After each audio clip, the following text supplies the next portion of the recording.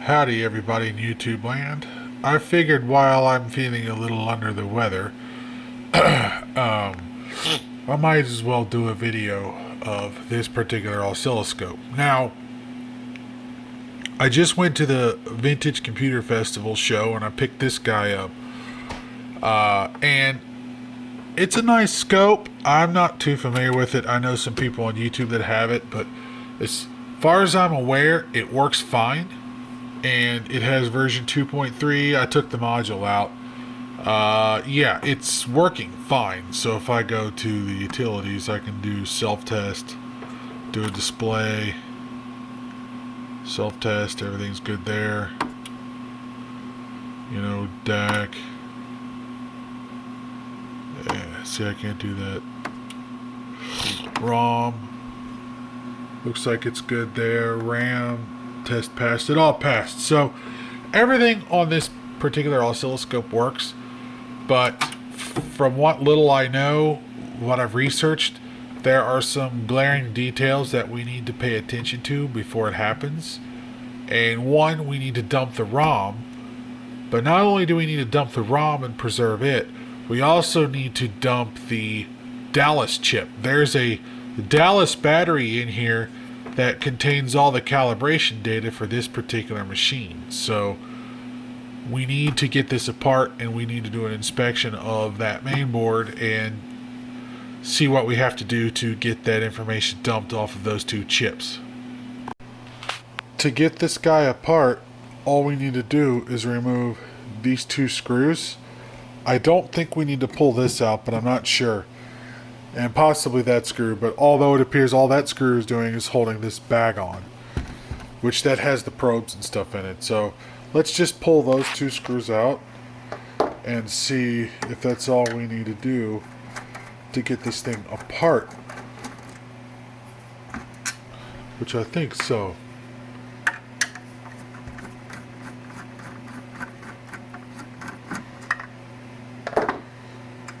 I also do not have my multimeter or anything else here because I accidentally left it in a friend of mine's car when we carpooled to the show. So, nope, I think I need to take these off. I gotta think about this for a minute. Huh. Maybe I have to take that off.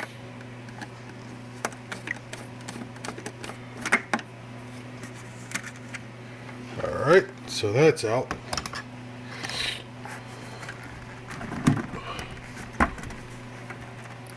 Nope. I think I need to pull these out.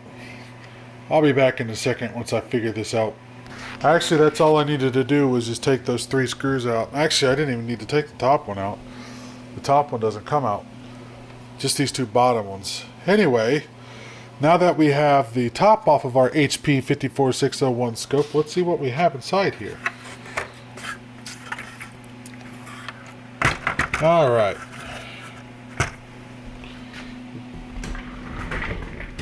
Looks like a standard old composite monitor. Maybe.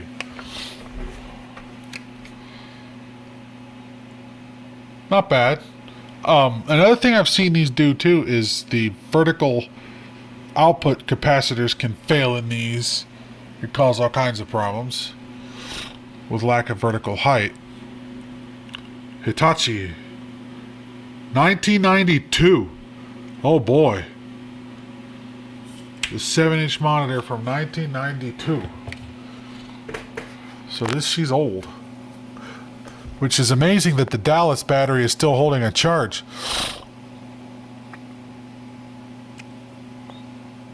Yeah, I don't see any signs of leakage or anything, so the quick inspection passed. Doesn't mean that we don't need caps, because it seems like everything I do anymore needs capacitors. So let's take a look at the bottom here.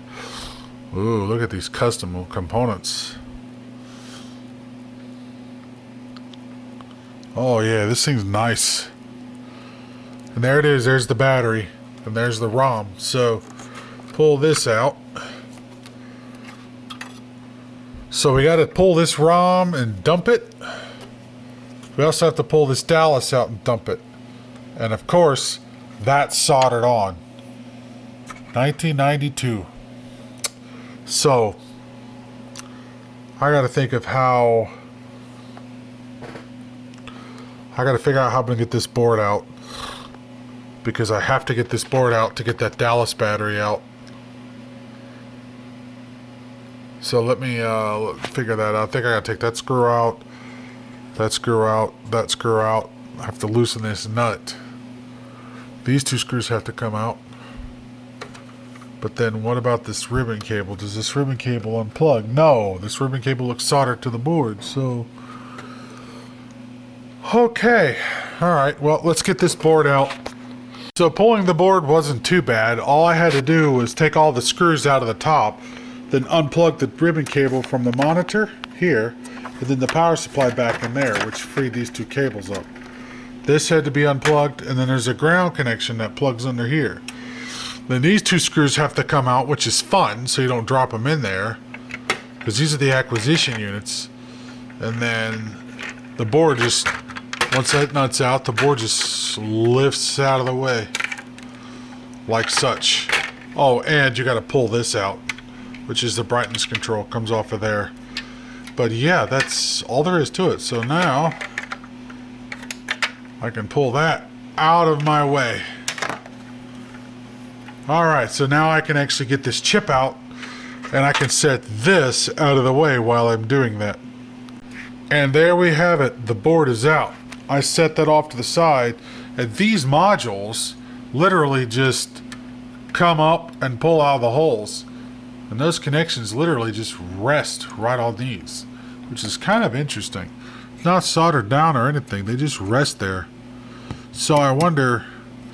oxidation builds up there and causes an intermittent connection or something, but either way, I'll grab a Q-tip and I'll clean those here and here.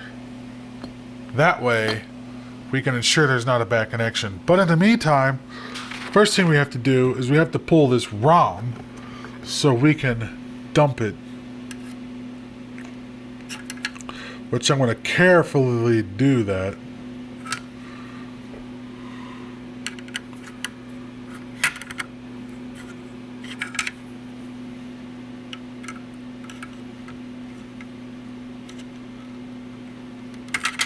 There we go. So the ROM has been extracted, so we can set that out to the side. Perhaps more importantly, we'll put the tools back so we don't lose them. I need to remove the Dallas chip, which is unfortunately soldered on. Pull out the trusty old tool, and we are going to extract that chip. Wow, you can see the multi-layer board in here. It's kind of neat, actually. Sticky. Alright, well, let's wait for that to heat up, and we're going to remove the Dallas chip, and then we're going to dump the chip. I'm going to use the TL8662 programmer, because my GQ 4x4 does not support this chip. That chip is a 27C2048. It supports it if you have a proper adapter, which I do not. So the TL866 does not need an adapter to dump that chip, so that's what we're going to do. We're going to dump that, and then we're going to dump this one. And just like that, with the use of this tool, we're extracted. Huh. Look, a little chip under there. I don't know what it is. 1210.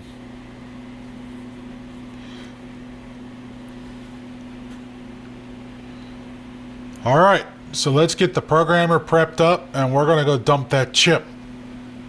So I have the programmer set up right here. Now this is the most terrible way in the world to record a screen, but it's what I have right now. So I have the programmer set up. I have the chip selected, which is the 27C2048, which is this guy right here. So we're going to put this guy into the programmer, and we are going to read this chip. We're going to do a read. Yeah, let's do a read. Alright, so it appears that it has read. Let's make sure it's a good read.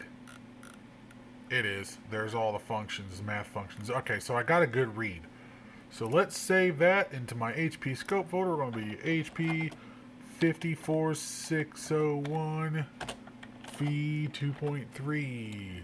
Save. Has been saved. So the next thing we need to do is we need to dump the Dallas chip. Well, the Dallas chip is a 1228B. So let's pick that. So ABC. No, I don't see any Dallas. Hold on, let's go all. Dallas. Alright, 1220 read write. That's what we want to do. So let's put that in there.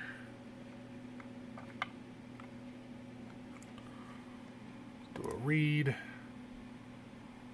Read. Huh. I'm not getting anything.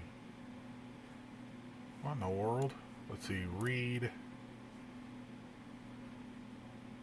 Oh. Hold on. Duh. Let's try that again. Oh, I don't want to kill this chip. There we go. Now we got something. Back. Yep, I see a repetition of data. Okay, so let's do a device. Verify. Verify finished. Succeeded. Alright, so let's save this as the Dallas Cal data. So now we have that saved. Boom. Okay, now we have a copy of both the firmware and the calibration data stored in the Dallas chip. Somehow that battery is still holding after all of these years. So I'm inclined to just go shove it back in there. So, but for now, I think that's going to do it for copying that. So we're going to go find a socket to put back in there because I'm not going to just solder that back on the board. I want to put a socket in there. One thing I'm lacking in my inventory is a stash of sockets. And the last thing I want to do is solder this old original battery back in there just for it to die in short order. So, to get around that problem, I'm just going to steal one off this old 4000 parts board. I'll just steal that one and I'll put it right in there. This one's a little bit longer, I think, which I don't think it's going to matter so much. And I got smooth jazz going in the background, but whatever, it's okay. So yeah, let's steal that off and I'm going to put that in its place. But before I do, I can actually go ahead and reinstall this ROM because I have it dumped now, as we saw. Alright, that's back in there, so let's get a socket in there next. Got the socket removed off of my parts board over here, and I now have it installed. I just removed the pins that I didn't need over there, so recycling parts, because why not? So now we should be able to get the Dallas in there. There we go. Snapped in. Will that clear the bottom of the case? I have no idea. Yeah, it looks like it should. But now I can remove that battery when it goes bad, and I can put another one in it, or I can put a retrofit in there. And I have the calibration data to program back into that chip. So those are the two most important routine maintenance things that you should do for a long-term use anyways, if you want something reliable. So that part's done, so I can shut my soldering iron and stuff off now. We got to put this board back in, and then we have to move on to the next two things, and you can pretty much guess what those are. Okay, so the next thing I want to do is grab some contact cleaner, Deoxit, and put it on a Q-tip and actually wipe these contacts off here and here just to make sure I can get a good connection. So that's what I'm going to do now. Now that I got the main board back in, it was fairly straightforward. I need to start documenting a capacitor list. So, since this thing is from about 92, 93, it puts it right in that era where these things are going to start leaking, if they haven't already. So, I'm going to pull this board, and we're going to do a capacitor list on that board. And I don't think there's much to it. You just got to unplug that here. Plug the yoke there. Without necking the tube, because that would suck. It's just a 7-inch little CRT, but still, I'd rather not neck it. So that one's out of the way. That one's out of the way. We just gotta remove the neck board now, which is siliconed in place, so it's gonna be hard to remove.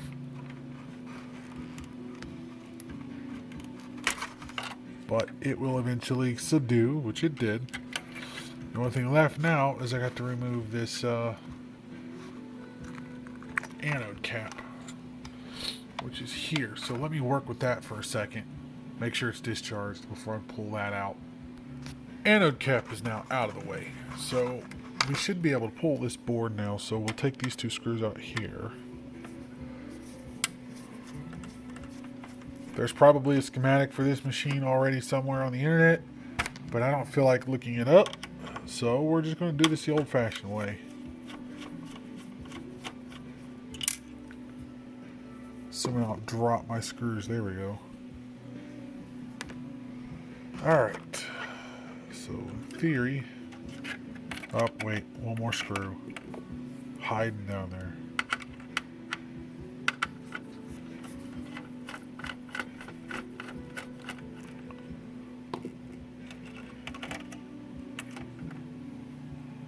Okay. And the reason why I want to recap this thing is even though it does work now as it is, this is a piece of test equipment. And I want this piece of test equipment as reliable as it can possibly ever be. So, best way to do that is change the caps. I already backed up the firmware and the Dallas settings so I don't lose that. Let's see, what do we have in the solder joint department? Not terrible, but not great. Alright, so that's now out of the way. We're going to set you off to the side. The next thing I want to grab is the power supply module, so I'll remove you. Oh, what does it take to remove this guy? Looks like it slides forward, which doesn't make sense because that's in the way. I'm going to have to think about this one for a minute too. So I'm in the process of documenting the capacitors. I have all of those all documented and recorded down, so now I know which ones I got to get there. Then I'm moving on to these, getting everything written down. Unfortunately, all that's all glued in. Just to make it easier, I decided to remove the capacitors, and to no one's surprise, they're leaking like hell. And it's a good thing I can't smell anything right now, so I can't smell the dead fish, which I know it's emanating from this board. So, why am I not surprised? Well, it's 1992. That's why I'm not surprised. Even though the oscilloscope worked, guess what? Yep, so time to get these all written down and measured up so I don't get too big of ones. Yeah, so lovely. Nice aroma of dead fish that I can't smell anyways because everything smells like ammonia right now. Through the magic of video editing and time passing by, I have a plethora of parts. So hopefully in this bag of parts, I have everything I need to recap these two boards. So since we saw all these leaking, I'm going to clean all that up and then we're going to start getting things recapped. But I got to sort through all this because there's a couple different projects worth of capacitors in there. So I'll get that taken care of and then we'll have everything ready to recap these. Alright, now I have all the capacitors sorted between which boards need what. So yeah, I think we're good to start the recapping process. I'm going to start with the power supply. So I have all the secondary caps installed. I have that one, all that's good. The only thing left is the main filter, which is probably not bad, but that's what's going to get installed. But this is where it gets fun because the main filter has that many pins. So really though, only 2 of them are used, there and there. And the pin spacing I guarantee is not going to match. So what we're going to have to do is pick a pin that's going to go in and then drill another hole into the board and mount it in because I don't think they make these anymore. At least I couldn't find them. So that's what we're going to do. We're going to drill that with my drill bit set and then we're just going to plop that guy in there. So what I do with these is I pick which pin I want it to go in. And I want to put it in the negative one in first because this is the closest to the heatsink. I want to keep it away from the heatsink. So I will start one pin in the hole and just figure out where I want it, and I'll scratch where the hole is going to be drilled. So right here, I want to keep it closer to this side than this side because of the creepage distance. So that's where I'm going to drill the hole, and I should be able to get the cap in. And that is how we get it to fit in there. So I got a hole there in the middle. So that's all in place now. So I got to make a jumper wire that goes from here to here, and we should be good. And that's it. I took a piece of soldering braid, pushed it through the hole and soldered it down, and then split it in half down here and soldered it down to the capacitor. So we're good now. So now we can move on to the deflection board, analog board, and get it recapped. Starting on the analog board now, and I got the first cap in, pulled the second one out, and I heard sizzling. Yeah, about that. Green crusties. So they are leaking too. So all of the caps have got to go in these. Every single one of them. I am mostly done with this board, but two things. One, I made a stupid mistake. I wrote down these were 100 microfarad at 10 volts. Well, if I pull it out, they are, let's see, 100 volt at 10 microfarad. So I got it backwards. That's a pretty stupid mistake. So I wrote that down, a 10 microfarad and 100 volt. They're not 10 they're not 100 microfarad at 10 volt. But this cap over here is 100 microfarad at 25 volt. Because they both look exactly the same, I figured, well, one's, anyways, somehow I screwed that up. So I've got to order the correct one because I don't have that on hand. So I got to do that before I can finish this project. But anyways, the second thing is this capacitor here. This is a 5.6 microfarad bipolar capacitor. So we're going to replace that just like the early Macs. We're going to replace that with a film cap, 5.6 microfarad film cap. A lot higher voltage, but this also means that I need to drill a couple of holes to mount that in there. So that's what we're going to do. Not exactly the way I intended that to go. I wanted to lay that down and drill a hole for the second pin. The problem is there's just no place under here to put it. So because of how long it is, I could have drilled a hole at the end because it would have went here anyways, but the lead would have landed somewhere over here in the middle of all of this, which is not part of the circuit. So I couldn't have that. The only way really to do this was to solder one leg in there and then solder a wire in the second pin and then just wrap a few turns here, which I'm going to solder on now, and just kind of put it out of the way. Maybe a dab of silicone or something on there. We'll see about that. But that should do it. It's ugly, but it's going to be inside, and I didn't want to put an electrolytic here anyway. Plus the electrolytics in that size are hard to get. So we'll just go with that. It'll work. No problems.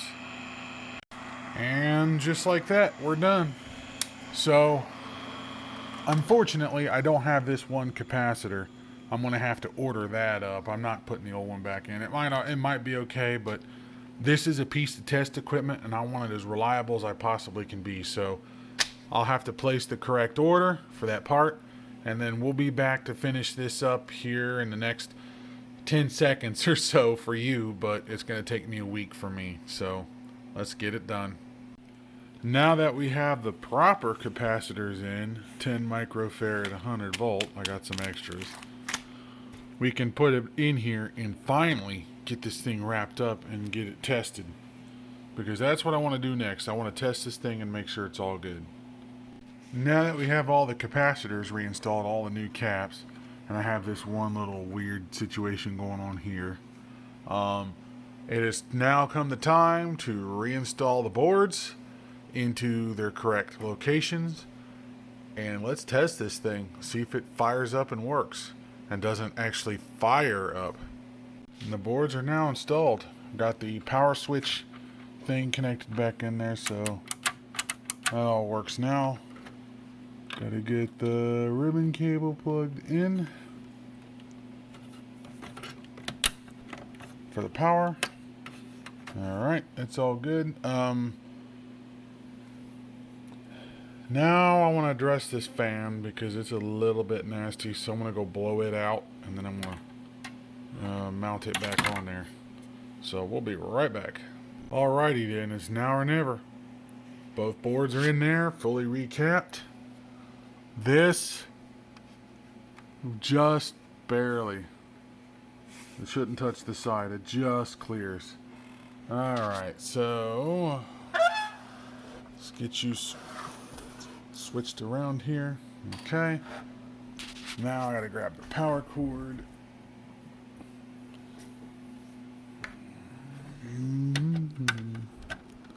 No kabooms. Let's get a camera view just in case there is. No booms. Do we have anything on screen? Yes, we do. Nice. We are functional. Nice. Alright, no checksum errors.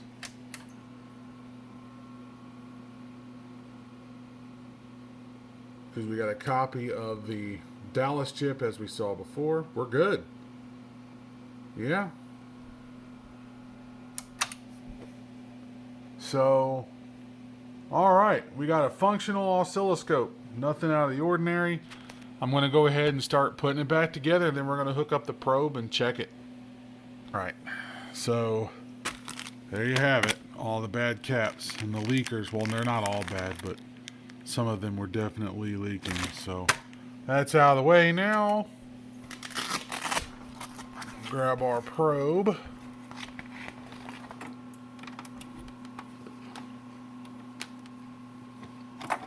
Oh, I'm wondering if the 232 module in the back has a Dallas chip that's bad. Anyways, not that big of a deal. There's the brightness. We're all good there. Turn it down for the camera. Okay, well, 1 kilohertz. That's actually 1.2 at 5 volts.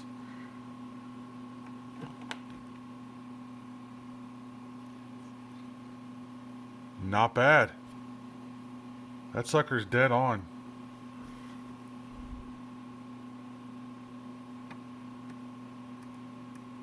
Oh, rotary switches are bad. I gotta figure out. I've not had a whole lot of luck working on rotary switches. Because I've worked on switches in like, you know, car audio gear and other type stuff where I've sprayed them with contact cleaner and they just, I don't know. I've just had issues with them. So I gotta figure out what I'm gonna do about that. But the elephant in the room was definitely the capacitors and, more importantly, the Dallas real-time chip in there that contains the calibration data for this particular unit. So, yeah, we are good.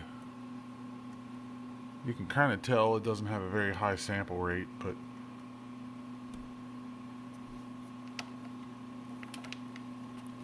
for what we're going to be doing with this scope, it works fine for me. There you have it. Recapped and cleaned up and going. So, thank you for watching. If you have a comment, please feel free to leave one and hit the like and subscribe and all of that fun stuff. Thank you for watching, and until next time.